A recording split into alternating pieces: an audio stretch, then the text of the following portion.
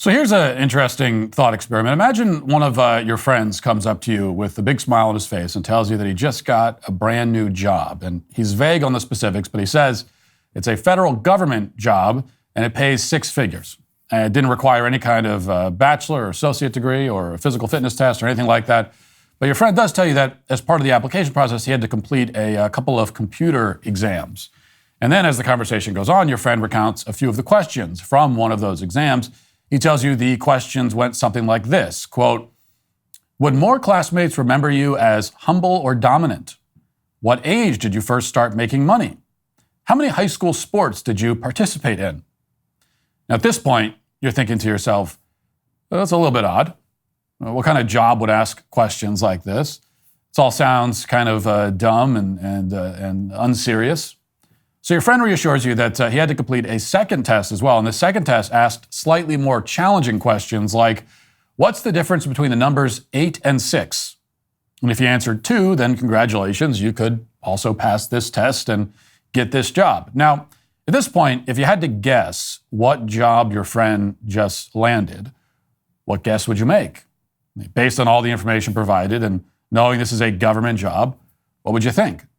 Well, you'd probably make some obvious assumptions right away. You'd think at a minimum that whatever job your friend is gunning for in the federal government, it can't be that important. And indeed, there are a lot of very unimportant jobs in the federal government, jobs that were made for incompetent and unimpressive people. I mean, the government kind of exists to provide jobs for those sorts of people. So you might think, well, maybe it's one of those jobs. Maybe your friend got a gig in the Department of Education, for example, or the IRS. That would make sense. But then imagine that your friend informs you that he is not working in some frivolous government agency that contributes nothing of value to humanity. Imagine he tells you that, in fact, he applied to be an air traffic controller. And after just a few months of training, very soon, he's probably going to be directing planes with hundreds of people on board. Now, this may be a hypothetical thought experiment, but it is very much grounded in reality. I didn't make up any of the test questions I mentioned earlier. They're all based on real air traffic control exams or practice exams. Now, 10 years ago, this little hypothetical scenario would have been unthinkable. But everything changed very quickly in 2013 when the Obama administration embarked on a plan to diversify the ranks of air traffic controllers. Obama's FAA chief at the time announced that he intended to transform the agency, which includes air traffic control, into a, quote, more diverse workplace. As part of that plan, air traffic controllers no longer needed to take a more demanding cognitive assessment before being hired. Instead, all they needed was a high school diploma and the ability to speak English and apparently to do very basic math that like a third grader could do. All the tests were dumbed down to the point of being absurd and pointless. Now, the result over the past decade has been exactly what you would expect, even if you haven't heard about this. The number of air traffic controllers who are not white men has significantly increased, while the number of white men has decreased. That was the whole idea, according to the FAA. This is what they tell us. Coincidentally, so have the number of near collisions involving commercial airlines. Those have increased significantly. According to a database maintained by NASA, which relies on data self-reported by pilots, the number of near misses has more than doubled over the past 10 years. In just the past year, there have been more than 300 near misses involving commercial airlines, averaging more than 5 per week. And just to emphasize that point again, they diversify the FAA, and near misses immediately doubled. Now, correlation does not prove causation, but it can point towards it. And in this case, there is a giant glowing sign pointing in that direction. Of course, only a handful of these incidents receive any major media attention, so it's easy to underestimate the scale of the problem. No matter what social media platforms you frequent, you don't really hear a lot about a lot of this. And that's why, in a moment, I'm going to go through some of the near misses that have gotten very little coverage. But I'll start with an incident that did get some attention from the national news media because it helps put the broader problem into some context. So this incident happened in July when air traffic controllers put 2 aircraft, an Allegiant Air passenger plane and a Gulfstream jet, on a collision course shortly after the Allegiant plane had taken off from Fort Lauderdale Hollywood International Airport. And here's how that all played out. Watch. The FAA and NTSB are investigating a very close call in the skies over South Florida. An Allegiant Airlines plane and a private jet forced to take evasive action to avoid a collision at 23,000 feet. Here's Tom Costello. Allegiant Air 485 had just taken off from Fort Lauderdale, headed for Lexington, Kentucky when it happened. The pilot forced to make a sudden extreme climb, 600 feet in seconds, to avoid another plane, throwing flight attendants to the floor and terrifying passengers, including Jerica Thacker and her family, flying to Kentucky after a Caribbean cruise. It was honestly the scariest thing I've ever been through. It felt like when you go on the top of a roller coaster and you go straight down from the highest point. The FAA says it happened when controllers put the Allegiant flight and a Gulfstream business jet on intersecting routes both at 23,000 feet. Climb. That's when both planes' collision avoidance warnings, known as TCAS, activated, ordering the Allegiant pilot to immediately climb and the Gulfstream pilot to descend. If not for TCAS, these airplanes would have gotten very, very, very close or have potentially collided. Now, the report goes on to mention that the pilot's last-minute evasive maneuver was so extreme that it sent one flight attendant to the hospital. That's how close these things got. And if there's anything reassuring in that clip, something that might make you feel a little better if you, like me, plan on boarding a plane in the near future, it's that the automated software called TCAS saved the day. This is a system that relies on transponders that are installed on all domestic aircraft. And as you heard, it's capable of sounding an alarm in the cockpit and directing planes away from one another if there's a risk of an imminent collision. It's a fail-safe for when air traffic controllers mess up and command planes to fly into one another.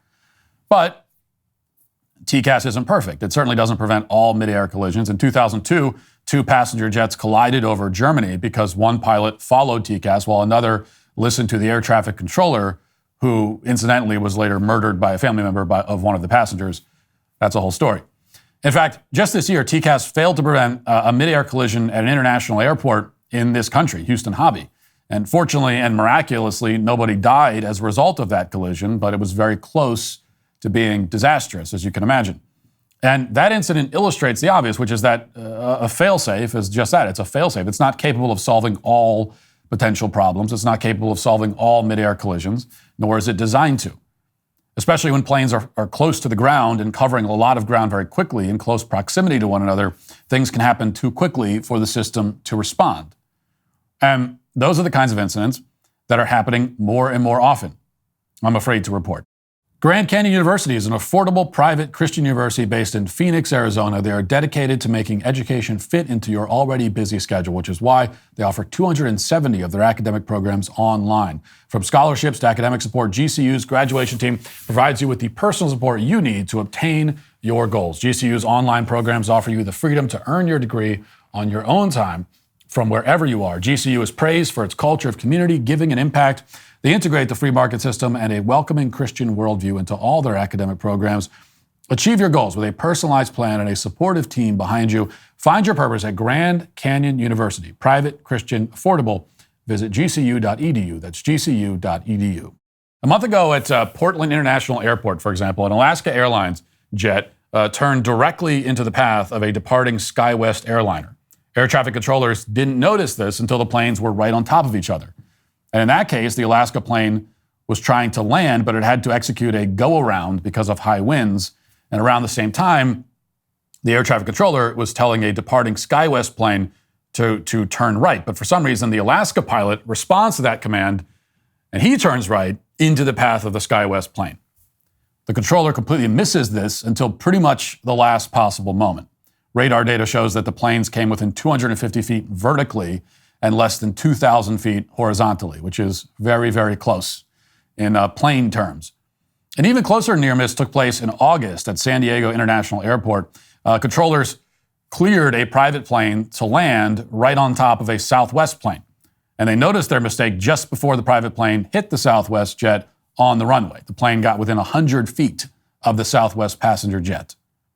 Now, there's no TCAS system that can prevent something like that either. If the visibility had been worse, and if the controllers didn't notice the problem, there would have been a collision, and hundreds of people would likely be dead. You can go to YouTube and find many clips showing these near misses. Most of them don't translate well for the audio podcast listeners, so we're not going to play them here. But I do want to show you one for those who can see the visuals. And this may be the most one of the most shocking recent examples. It's from JFK Airport in New York City earlier this month, which is one of the busiest airports in the world. An American Airlines passenger jet was lining up for its approach when air traffic controllers told a small private plane to line up for a parallel runway. But the private plane didn't follow that instruction. Instead, it made a beeline for the same runway the American Airlines plane was going for. At no point in this process did controllers notice the problem. They also didn't notice that the private planes didn't read back the right clearance. Instead, the only person who noticed anything wrong were the pilots of the American Airlines jet when the private plane was already right on top of them. Watch this. Good speed 235, turn left heading 260, intercept 22 right, localizer. Left 260, intercept localizer, good speed 235. American 28, maintain 179, 60, mean towers 19-1. American 28, 179, 60, mean towers 19-1. 178, and where's this Pilatus going? He's landing the parallel, American 28, 22 right. He is right above us, American 2228. American 28, 179, 60 MA. At speed 235, flighting 180, sir. It appears you joined 22 left. Roger, we'll fly heading 180, good speed 235. We're breaking off for American 28. He's right above us. Yeah, we were watching on the scope. It got a little tight. It got way too tight. If we hadn't bailed out, we would have collided. So if we hadn't bailed out, we would have collided, is what's said there. And that's what the pilot of an American Airlines Airbus said just a couple of weeks ago at JFK Airport. There was apparently no TCAS instruction to take evasive action. If there had been, the pilots should have called it out, but they didn't. There was certainly no ATC warning. And one of the pilots just looked out of his window or maybe saw something on the screen and realized the plane was coming right for him. And he realized it just in time to save a lot of lives.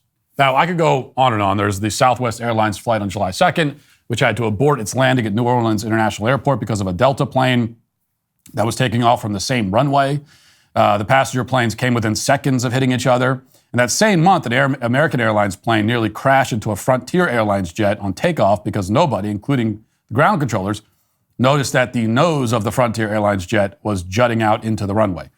Earlier this year, in February, an air traffic controller routed a Spirit's airline flight within 200 vertical feet and 700 horizontal feet of a cargo plane. So you get the point. Now, it's true that we can't blame this dramatic rise of near misses solely on diversity and equity efforts. Single variable explanations are rarely sufficient, especially when you have a complex issue like this. For one thing, when Ronald Reagan fired more than 10,000 air traffic controllers who went on strike back in the 80s in violation of federal law, a bunch of new controllers needed to be hired. And many of those controllers recently hit retirement age all at the same time, which creates a staffing crunch. And that's also part of the issue. But that staffing crunch was foreseeable. It's been obvious that it would happen since Reagan fired the controllers more than 4 decades ago. The problem is that instead of providing incentives for competent people to become air traffic controllers, say by raising the salary, providing more training, offering better hours, those sorts of things, the government chose to do what it always does. It drastically lowered the standards in the name of equity. And the Biden administration is still proud of this. Right now on the FAA's website, you'll find this line, quote, "The mission of the FAA involves securing the skies of a diverse nation. It only makes sense that the workforce responsible for that mission reflects the nation that it serves." Well, actually, no, that doesn't make sense. The job of the FAA and air traffic control is preventing catastrophic accidents where a lot of people die. Doesn't matter what the workforce looks like. Everybody knows this because deep down, everybody knows that diversity doesn't actually matter. Everybody knows that. And that's why no passenger on a plane has ever cared in the slightest about the racial makeup of the guys in the cockpit or the ones on the ground directing the plane. Just like nobody's ever cared about the diversity of fire departments when they're trapped in a burning building.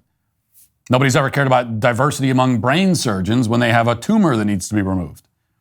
When it comes down to it, when it really matters, diversity doesn't matter. And we all know it. But unfortunately, that's what the FAA has been focused on lately. Just a year ago, the FAA launched yet another initiative to diversify the ranks of air traffic controllers, meaning to hire people based on qualities other than competence. The FAA calls this the BATC campaign. The agency says in a press release that, quote, building on last year's successful campaign to receive more applications from women and other underrepresented groups, the FAA will again work with diverse organizations, host Instagram live conversations, and work with social media influencers. So that's what the FAA is working on right now as we have this catastrophic rise in near misses at airports and in the skies. They're working on getting more women and underrepresented groups by partnering with Instagram influencers. So they want to get people, into the tower as air traffic control. They want to get the sorts of people who are listening to Instagram influencers. So this is a disaster waiting to happen. That much is clear. What's not clear is whether we'll be getting a workforce that's capable of preventing two jetliners full of passengers from colliding with one another while they're each going in excess of 500 miles an hour. And that is alarming, to say the least, because every single week we're discovering that the existing crop of air traffic controllers is barely capable of doing that. Now keep in mind, this is all happening even as airlines also begin their own quest to add more equity to their ranks. It was only a couple of years ago that United Airlines pledged to diversify its pilots, and many other airlines have followed suit. So very soon, we will have diverse air traffic controllers directing diverse airline pilots who have all been hired for reasons other than their skill and competence, while thousands of lives hang in the balance. And inevitably, many are lost in the process because that's where this will go. Now, you often hear aviation experts say that nothing ever gets fixed until a lot of people die, which is not a thought that will help cure your anxiety about flying, but it's true, it's what they say, and it's been true throughout the history of aviation. Planes didn't have wind shear detectors until commercial airliners started crashing in bad weather, just shy of the runway. TCAS wasn't mandatory until there were a lot of mid-air collisions. Pilots didn't have to de-ice until an Air Florida plane nosedived into the Potomac after sitting for too long on the tarmac on a snowy day.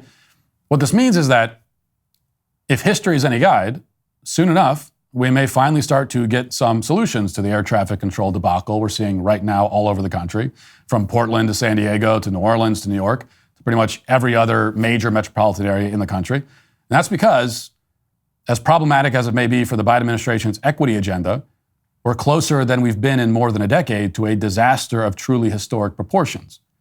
Like, it is going to happen, and probably soon. And when it does, a lot of people will die.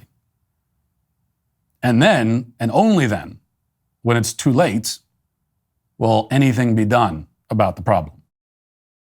Thanks for checking out this video. If you'd like to listen to my full podcast on the go, you can check out The Matt Walsh Show on Apple Podcasts, Spotify, or wherever you get your podcasts.